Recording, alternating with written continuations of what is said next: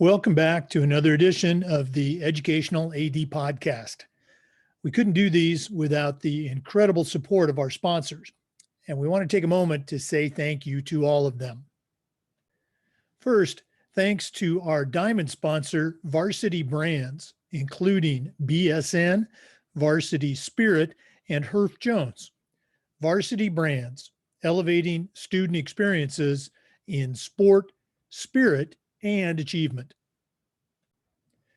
We also want to say thank you to our platinum sponsors, including Gilman Gear, always a step ahead, Camp Mobile, where leaders communicate better, Hometown Ticketing, simple and easy online ticketing, Vital Signs, brings student achievements to life, Gipper, sports graphics made incredibly simple, and Ephesus Lighting, innovating a brighter future at every level.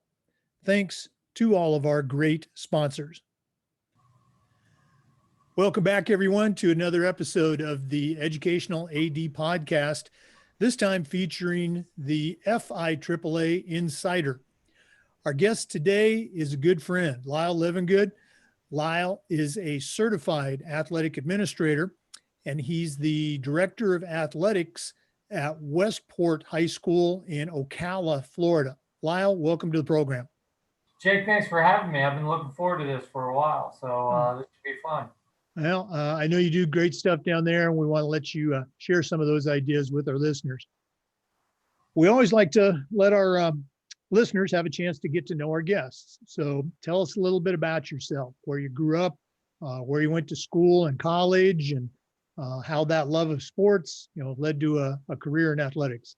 Sure, happy to do so. Grew up in Gainesville, went to PK Young, was lucky enough to play football, basketball, and baseball there. And wow. We had an unbelievable amount of success. At one point, there were, for a school that size, my graduating class of 72, my junior year, we had 5 guys on our football team that would end up in the NFL. We were pretty good. My senior year, won the state championship in basketball. And the team that we were probably most talented, my most talented sport, was baseball. The way that goes, you run into a hot pitcher, and back then it was single elimination. And I gave up a 2-run home run, and we only scored 1, so we were the number 2 ranked team in the state out in the first round of the district. So that still hurts, but went from there and went to Mercer University in Macon, Georgia to play baseball.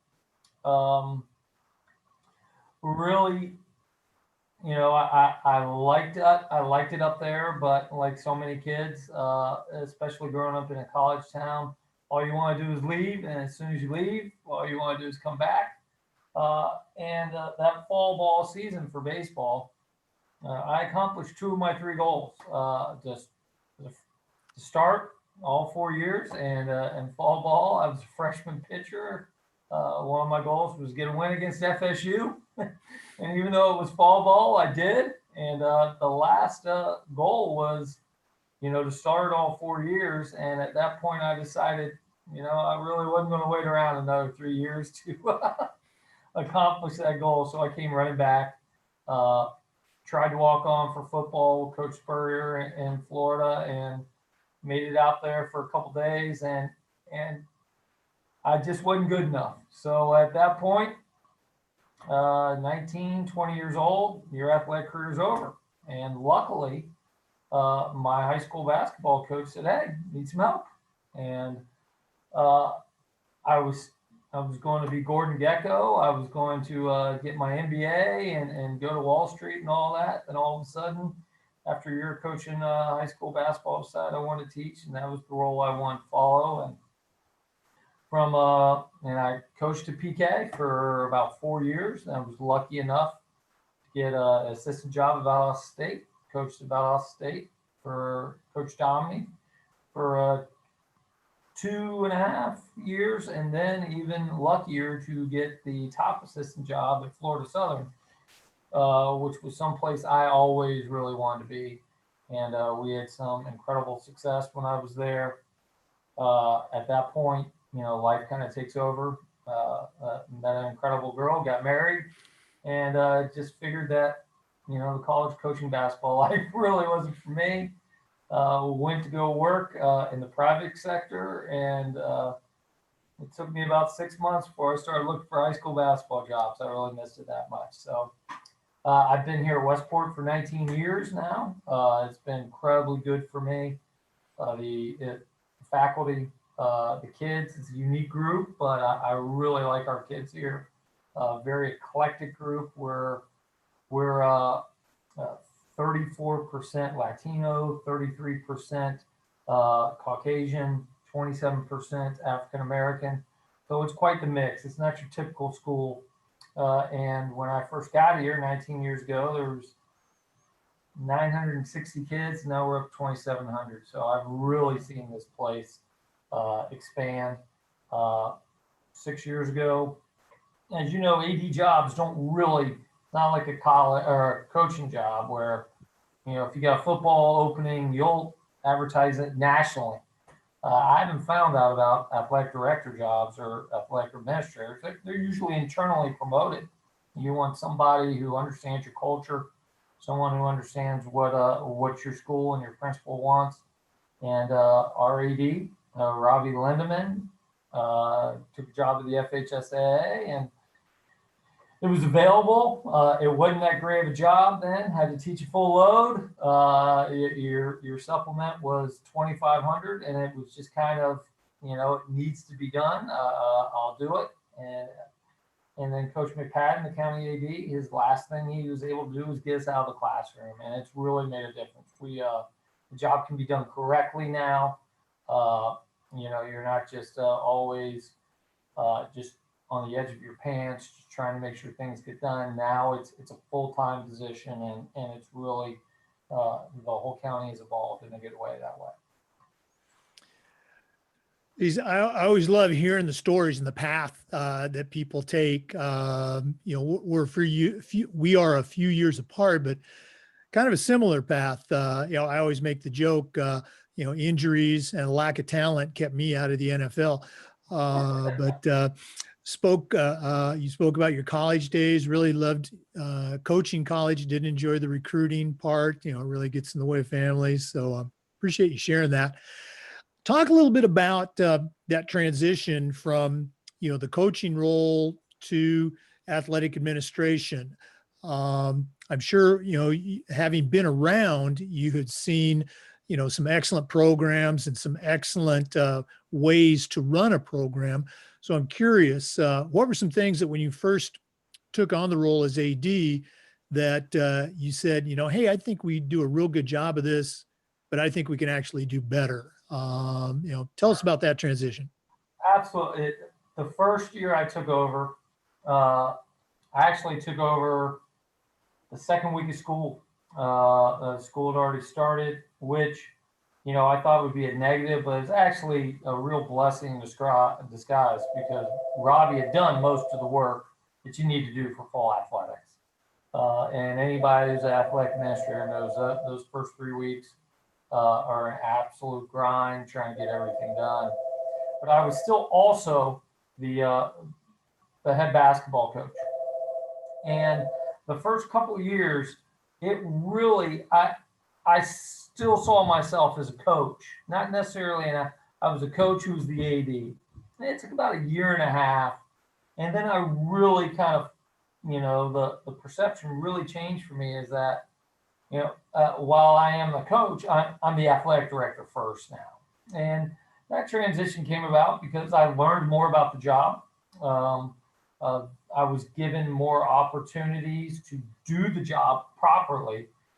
There were so many things that we were just sliding by the skin of our teeth, just making sure that kids had their physicals, kids had their birth certificates, and we were following FHSAA protocol, but we certainly were not fundraising. We weren't building an athletic program. There was no real capital improvement going on, and there was no one in that role. That's the role of an athletic administrator, in my opinion. we let our coaches coach. We let our coaches put together a game plan. As the athletic administrator, it's my job to give them the best opportunity to be successful, and whether that be facilities, whether that be helping them build their staff, whether that be an earpiece for them. Those things weren't really taking place in the first year or two when I was here, and I started to discover that, and I started to understand what my real role was, and when I did see that, the idea of athletic administration really started to appeal to me even more. Not only are you, I've heard the phrase many times, be your athletic department's head coach, and that I wasn't really doing that, and then I started to evolve in that role, and that's when I really started every day coming to work with an idea of how can we improve, how can I help not only our coaches but our athletes, in what way can we really build. And it's not so much about wins and losses for me; it's about experiences, and give these kids and our families around here the best experiences we can. Yeah, I appreciate you sharing that perspective. I would put myself in that same category as a head football coach. I was also the AD, and it took me a while to figure out that, hey, I was the AD. Sure. It was also the head football coach. Lyle, you touched on it a little bit earlier, but in our business, we always talk about the importance of leadership and mentoring. And I'm curious, who were some of your mentors, either, coaches or teachers that you had growing up, or, maybe people that you worked with or worked for? Sure. The expression I like to use is, I still hear those voices in my head when I'm talking to a coach or a kid. Whose voice do you still hear? I was lucky. I had a wide range of coaches. Growing up in the 80s and the early 90s, you still had some old school guys, and even then, even back that far, you still had some different kinds of voices, which were not nearly as old school. Uh, uh, Played football for John Clifford, who's won over 400 games. My high school basketball coach, Randall Leaf, of course, we won the state title. He was as mean as a son of a gun as you'd ever want to meet in your life. And then as soon as your eligibility was up, couldn't be any better guy. But the person who I really hear in the back of my head all the time is Mike DeLucas. And he was the assistant coach when I played, and then took over as head coach at PK. Luke was the closest thing to a mentor I've had. He truly made me, as a brash 21-year-old kid, all you want to do is yell and scream at kids. And he really was the first person who helped me understand that that's not necessarily the best way to go about things all the time. There's different ways to handle every different situation. He truly, walked softly and carried a big stick, and he did not have to. He didn't have to raise his voice to get his point across. He didn't have to scream and yell. And more than that, he taught me a lot of life lessons of how you can. It's important to understand how everyone fits into your life, like it does a basketball program or any type of program. And truly, one part's no bigger than the other. And Luke is genuinely one of the nicest men I've ever met. He's got a heart for kids.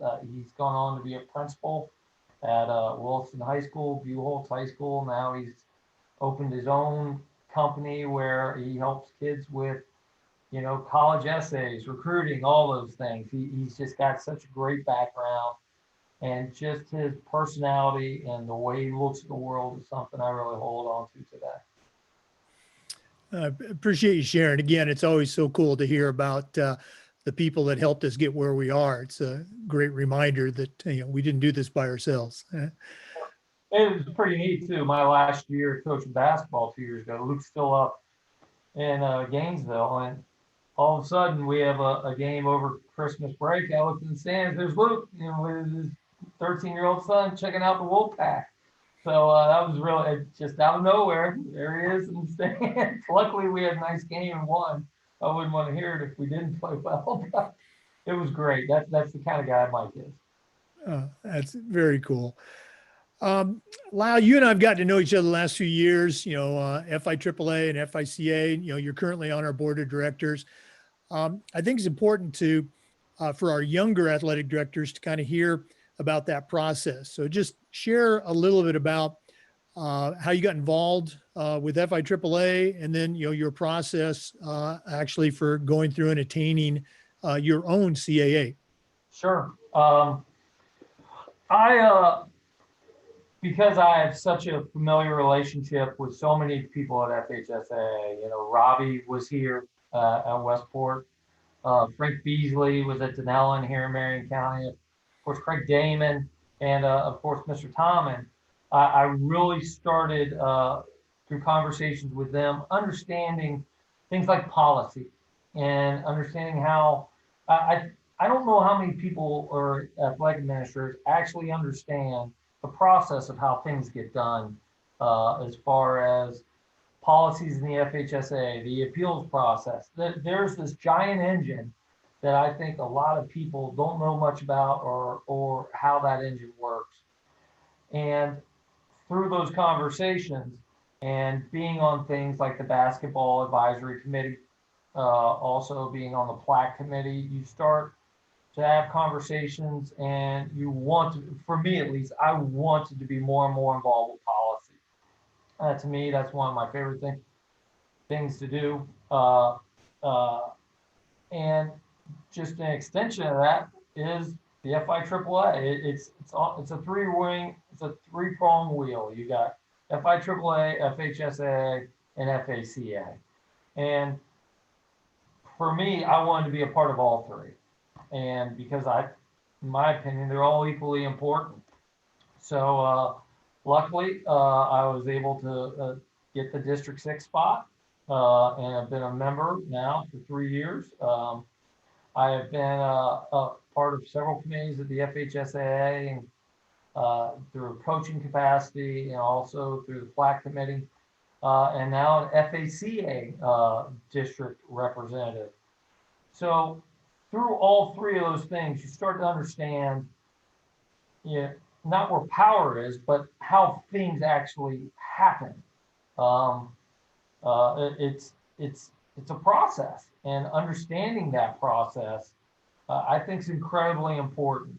So many times, I think people get blindsided by, wow, where did that come from? That doesn't make any sense. Well, these things have been debated. They've been talked about. They've been discussed for months, and lots of people aren't part of that process. And I certainly wanted to be, for sure. No, I really appreciate you sharing that, and not to oversimplify, but you're absolutely right. Each sport has their coaches advisory committee. They make recommendations. Those come before the athletic director advisory committee, and sometimes they're discussed, sometimes they're approved, sometimes they're sent back to the coaches for some fine tuning. And then those decisions get sent on, to the board for approval or not approval. So it is very much a process. Let's go ahead and jump right into COVID. Obviously, it's had an impact across the country. And as we've done these interviews, it's been interesting to hear the various responses from state to state. Some states, it's full speed ahead. They haven't changed really a thing. Others have completely canceled sports. Some have moved seasons around, football going to the spring and baseball in the fall. And in our state of Florida, we delayed for a month and then we started back up, but we saw some individual variety there. So to our listeners, we're recording this right at the end of October. So right now, Lyle, share what's happening in Ocala, Westport, with regards to return to school as well as return to play. Sure. First of all, I don't know that anybody had a good answer. I think some answers have just worked out better than others. We were all in the same boat, real fear and real liability issues going on across the country that people had to think about. One thing that our county, Marion County, there's 7 public high schools, and we do a pretty good job of sticking together. And one of the things that I communicated, and I think we all believed, was there's not a whole lot we can control outside of our county. There's enough of us. We have a good enough relationship. We're all under the same umbrella. We'll all fall under the same rules. It makes sense to us that let's stay together for the fall, not leave the county.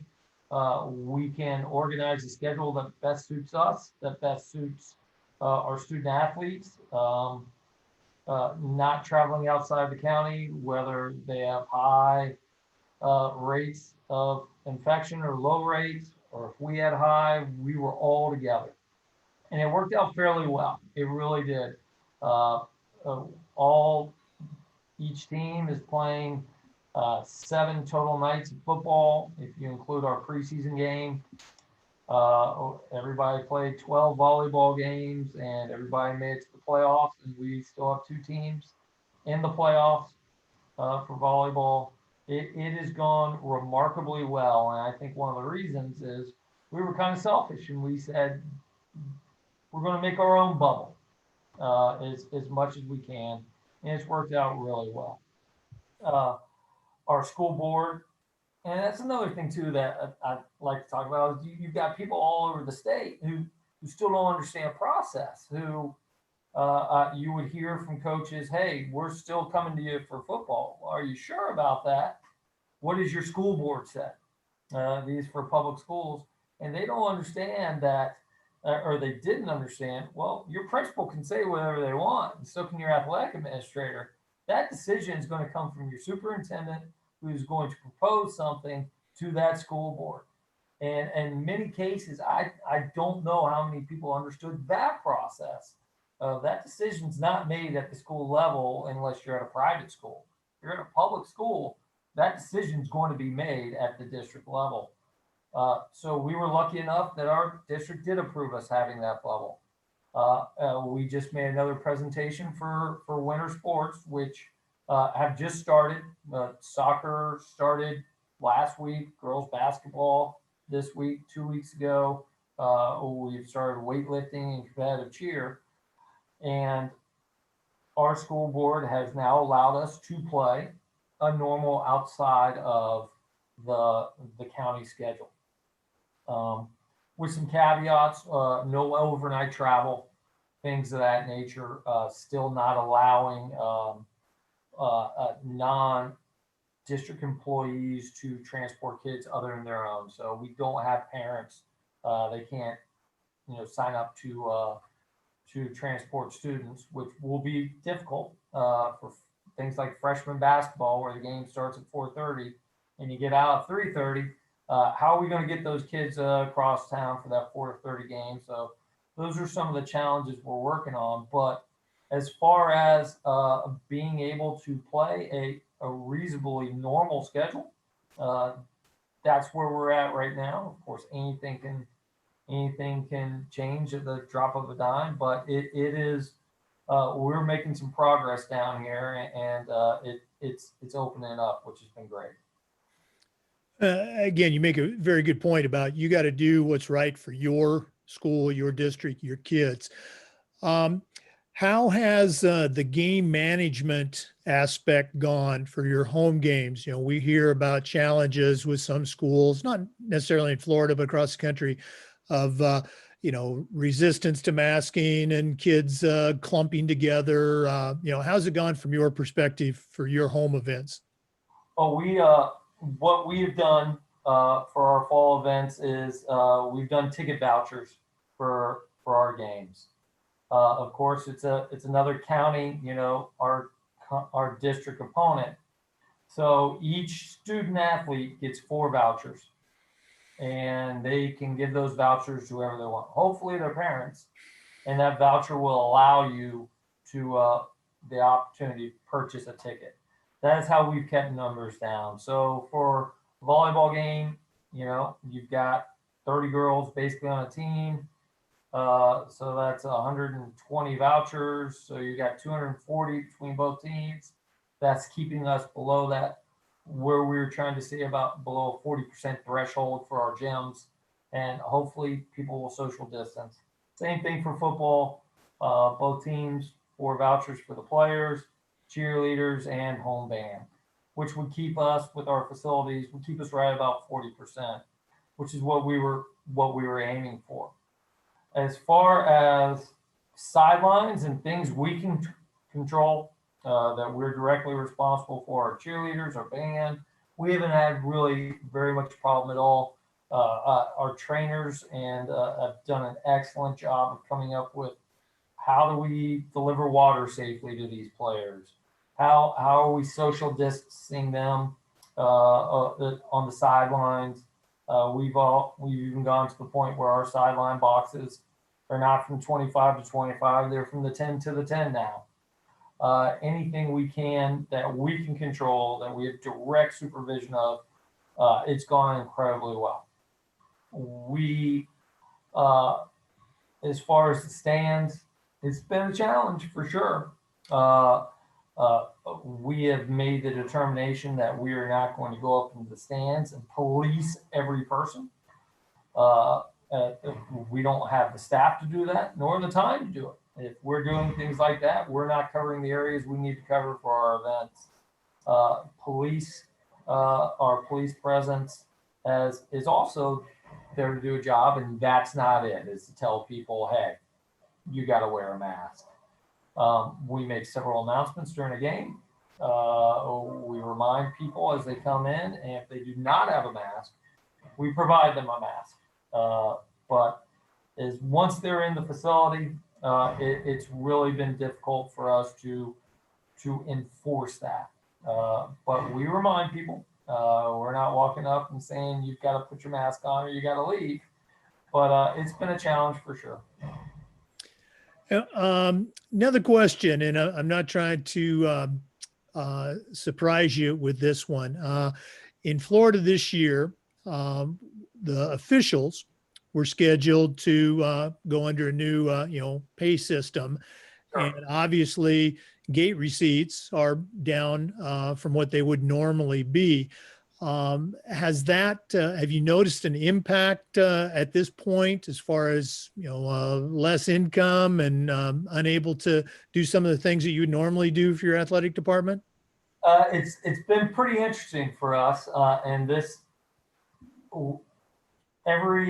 for those of you outside the state of Florida, every county is incredibly different as far as funding, how they go about their business and their business model. We have about 3 counties touching our county, and each of those counties each athletic department will get anywhere from $30,000 to $65,000 a year for their budget. Marion County does not provide any funds to the athletic departments of any of our 7 public schools. So any type of fundraising, any type of budget that has to be made through ticket sales, has to be made through fundraising. There is no internal account or any internal money coming from our district until this year. They recognize it. Our county athletic director, Jody Phillips, who former president of the FIAAA, made a proposal and said, hey, this is what's happening, and we're not going to make it past October if what we're seeing is going to happen. So for the first time in 20 years I've been in Marion County, the district has provided us with some funding. They have provided us with, we had to come up with our budget, what it would cost for officials, what transportation would cost, even reconditioning of equipment for football, turned that in, and they've covered it. So it has been a huge sigh of relief that they have done that for us, because honestly, we wouldn't make it through the winter sports season the way the ticket sales are going.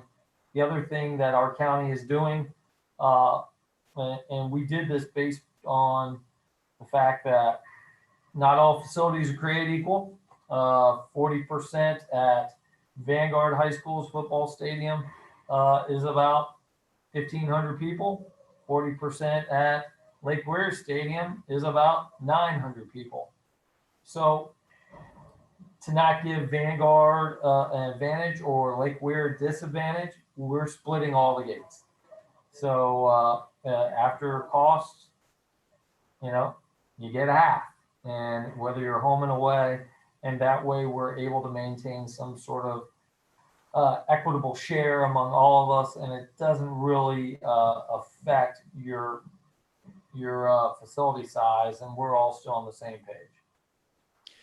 That is so cool. I had not heard that. I'll have to give Jody a call and give him a big thank you. Have you heard of, again, don't want to belabor this, but have you heard about any of the other neighboring counties doing something similar?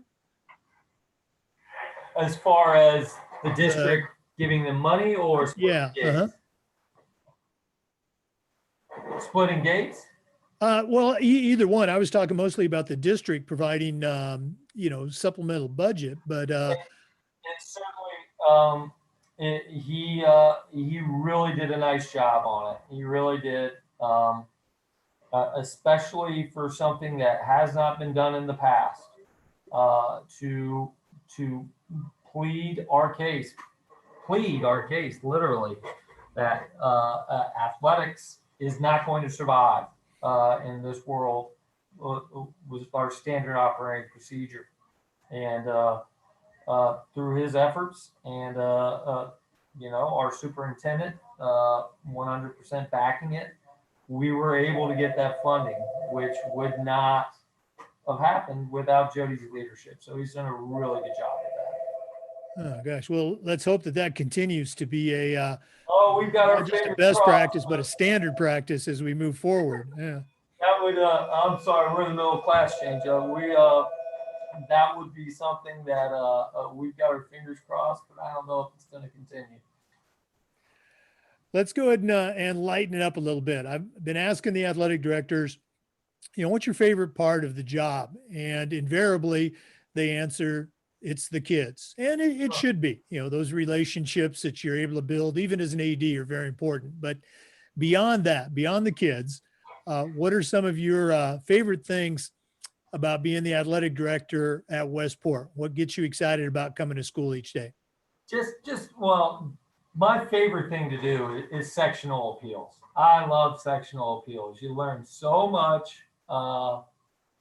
And for those who don't know what sectional appeals are, is we meet once a month, and it's a board of 7 private and public school athletic administrators, usually a lawyer or a judge, and usually a school board member. And each school has, in the state of Florida, has the opportunity to appeal a ruling by the FHSAA. The one we get the most typically is the age out appeal, where a student will turn 19 before September 1st. Often some student was held back because of the FCAT in 3rd grade, and their birthday is August 29th, and they turn 19 2 days before the deadline, and now they're ineligible. So we get a lot of those, but we also get some interesting ones, 5th year situations. You learn so much about rules, why rules are in place.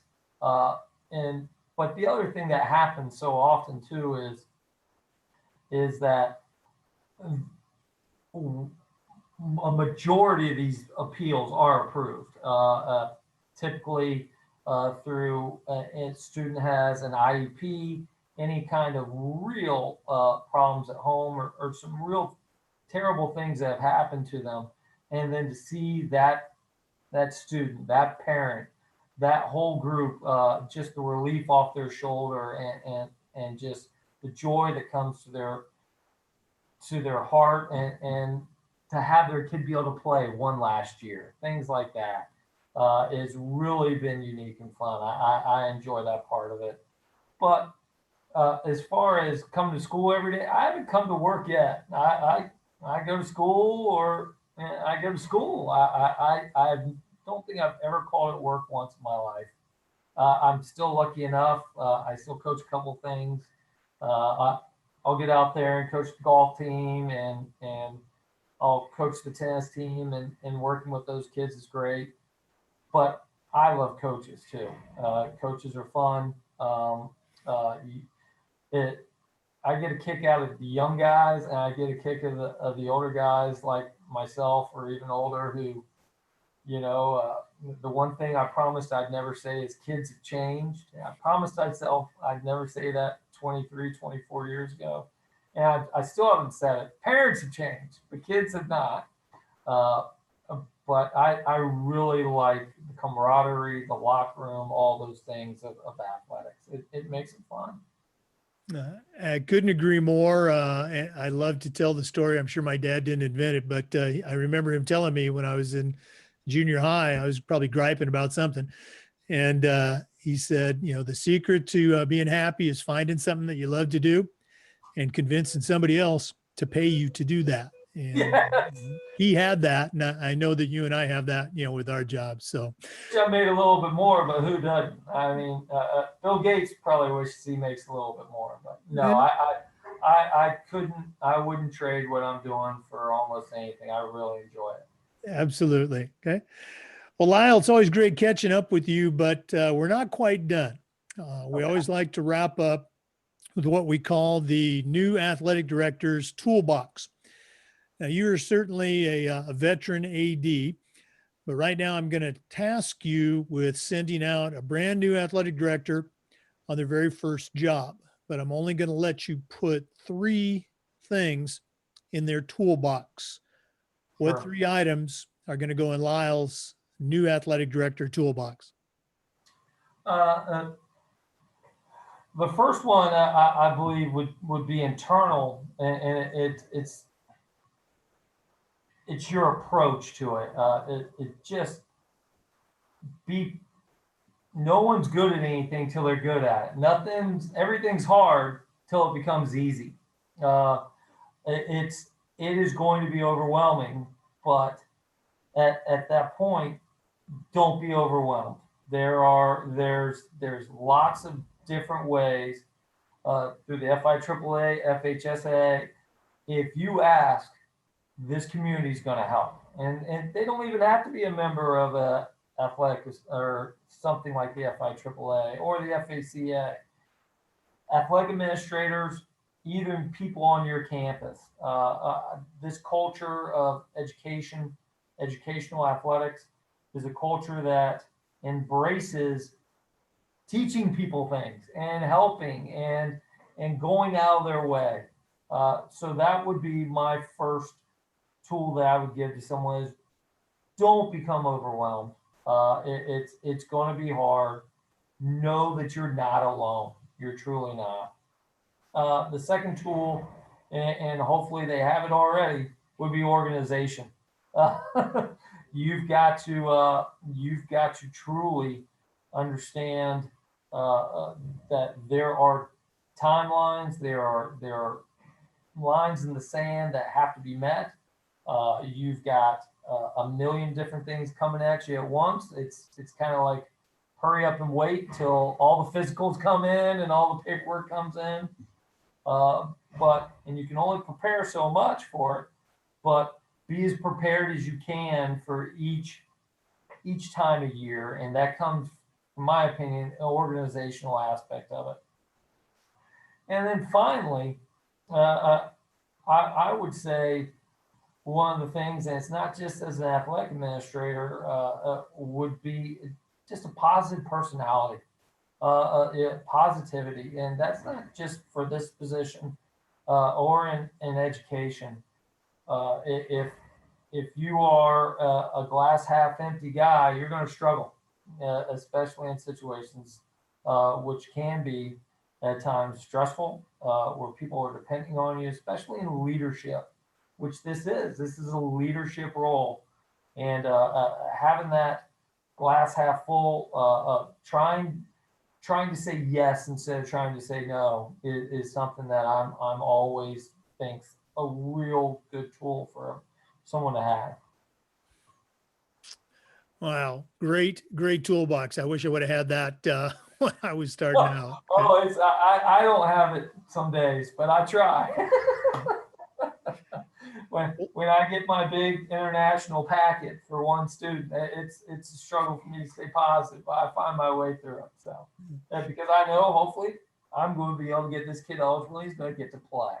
So it's patience, positive, and think at the end of the day, finish it through to impact.